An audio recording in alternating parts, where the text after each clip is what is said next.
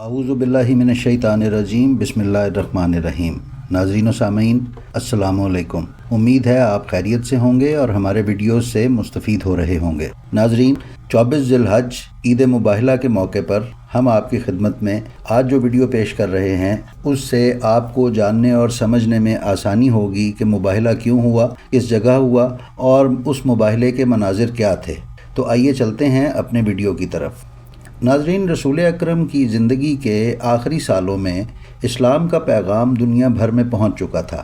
آپ صلی اللہ علیہ وآلہ وسلم نے تمام ممالک اور مختلف علاقوں کے سربراہوں کو خطوط لکھ کر دین اسلام کے پیغام کو ہر علاقے تک پہنچا دیا تھا۔ ان میں سے ایک خط وہ ہے جو آپ نے سن 10 ہجری کو نجران یعنی عدن اور حضر موت کے پہاڑی دامن میں واقع ایک چھوٹے سے شہر کے نصرانیوں کے لیے لکھا تھا، یعنی وہاں کے کرسچینز کے لیے لکھا تھا۔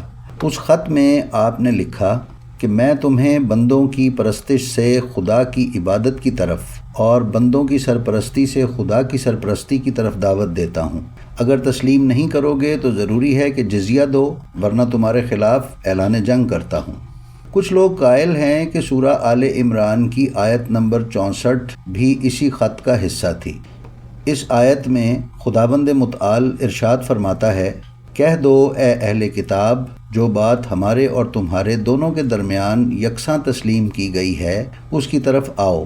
وہ یہ کہ خدا کے سوا ہم کسی کی عبادت نہ کریں اور اس کے ساتھ کسی چیز کو شریک نہ بنائیں، اور ہم میں سے کوئی کسی کو خدا کے سوا اپنا کارساز نہ سمجھے۔ اگر یہ لوگ اس بات کو نہ مانیں تو ان سے کہہ دو کہ تم گواہ رہو کہ ہم خدا کے فرما بردار ہیں۔ عیسائیوں نے خط وصول کرنے کے بعد مشاورت کی اور فیصلہ کیا کہ اپنے بزرگوں کے ایک وفد کو مدینہ روانہ کریں گے تاکہ رسول خدا سے عیسائیت کی حقانیت پر مناظرہ کریں۔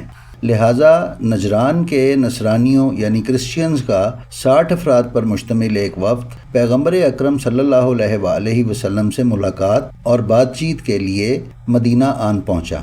ان میں 14 افراد سرکردہ تھے۔ ان میں سے بھی 3 اشخاص پورے وفد کی سربراہی کے فرائض انجام دے رہے تھے، اور یہ لوگ اس زمانے کے عیسائیوں کے لیے قابل احترام شمار ہوتے تھے۔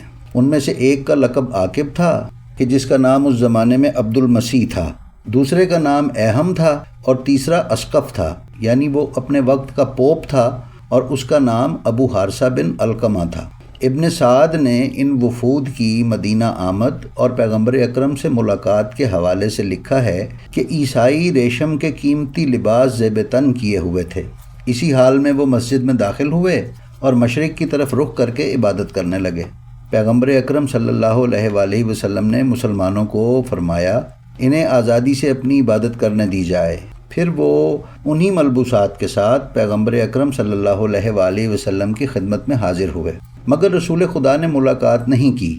اگلے دن وہ راہبوں کے لباس میں حاضر ہوئے اور سلام کیا تو پیغمبر اکرم نے جواب دیا اور انہیں اسلام کی دعوت دی۔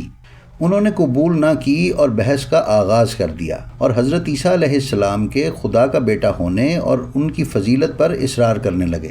اسی وقت جبریل پیغمبر اکرم صلی اللہ علیہ وآلہ وسلم پر یہ آیت لے کر اترے، عیسیٰ کا حال خدا کے نزدیک آدم کا سا ہے کہ اس نے پہلے مٹی سے ان کا قالب بنایا، پھر فرمایا کہ انسانی جسم ہو جا تو وہ انسانی جسم ہو گئے۔ لہٰذا بن باپ مسیح کی ولادت ہرگز ان کی الوہیت یعنی خدا کا بیٹا ہونے پر دلیل نہیں ہے، اور ان کی تحقیق کو آدم کی تخلیق کے مثل قرار دیا۔ پیغمبر اکرم صلی اللہ علیہ وآلہ وسلم کے ساتھ نجران کے عیسائیوں نے مجادلہ جاری رکھا۔ پیغمبر اکرم واضح و قاطع دلائل کے ساتھ ان کے باطل اقوال کو رد فرما رہے تھے اور ان کے سوالات کا جواب دے رہے تھے، مگر عیسائی متواتر حق کا انکار کیے جا رہے تھے اور اپنے باطل عقائد پر ڈٹے ہوئے تھے۔ اسی وقت سورہ آل عمران کی آیت 61 نازل ہوئی اور رسول اکرم صلی اللہ علیہ وآلہ وسلم نے بحکم خدا نجران کے عیسائیوں کو مباہلے کی دعوت دی۔ اس آیت میں حکم آیا، پھر اگر یہ لوگ عیسیٰ کے بارے میں تم سے جھگڑا کریں اور تم کو حقیقت حال تو معلوم ہو ہی چلی ہے تو ان سے کہنا کہ آؤ ہم اپنے بیٹوں اور عورتوں کو بلائیں، تم اپنے بیٹوں اور عورتوں کو بلاؤ، اور ہم خود بھی آئیں اور تم خود بھی آؤ۔ پھر دونوں فریق خدا سے دعا و التجا کریں اور جھوٹوں پر خدا کی لعنت بھیجیں۔ جب عیسائی نمائندوں نے رسول اکرم سے مباہلے کی تجویز کو سنا تو حیران ہو گئے۔ انہوں نے مہلت مانگی تاکہ اس بارے میں سوچ و بچار اور مشاورت کریں۔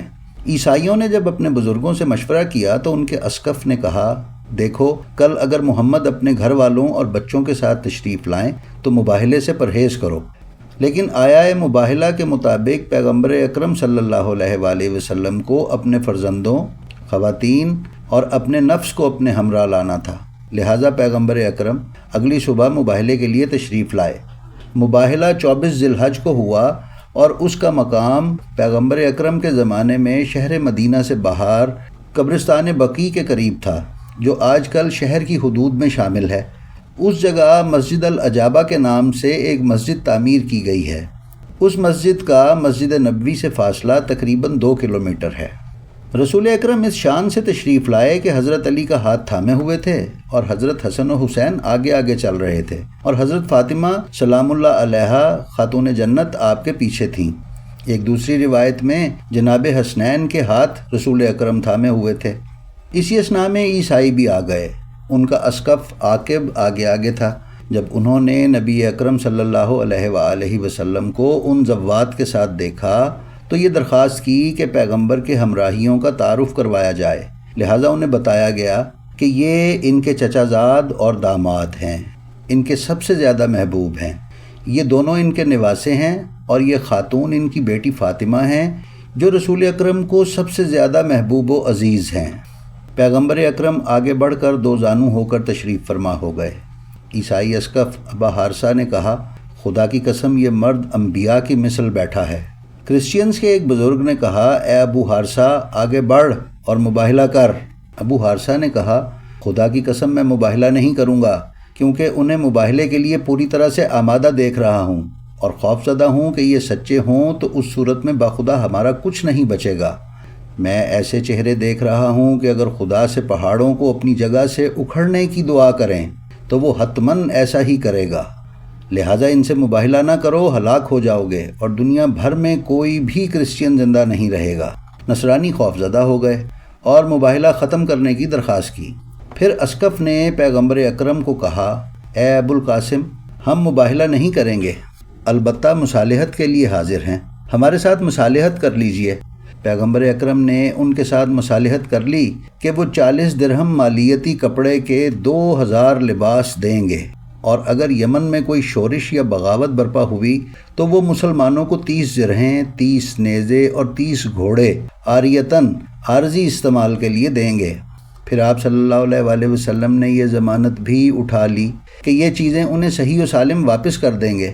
اس صورت میں نجران کے عیسائی اور ان سے وابستہ افراد خدا و رسول کی پناہ میں اہل ذمہ ہوں گے، اور ان کی جان، دین، اموال اور زمینیں محفوظ رہیں گی، لہٰذا اس معاہدے کو لکھ لیا گیا۔ پھر عیسائیوں نے پیغمبر اکرم سے درخواست کی کہ ان کے ساتھ کوئی حاکم روانہ کر دیں تاکہ وہ ان میں قضاوت کے فرائض انجام دے۔ پیغمبر اکرم صلی اللہ علیہ وآلہ وسلم نے حضرت ابو عبیدہ جراح کو ان کے ساتھ روانہ کر دیا۔ جی تو ناظرین، یہ تھا ہمارا آج کا ویڈیو۔ ہمارے ویڈیوز آپ کو ملتے رہیں، اس لیے ہمارے چینل کو سبسکرائب کر لیں اور بیل آئیکن پر کلک کر دیں۔ السلام علیکم۔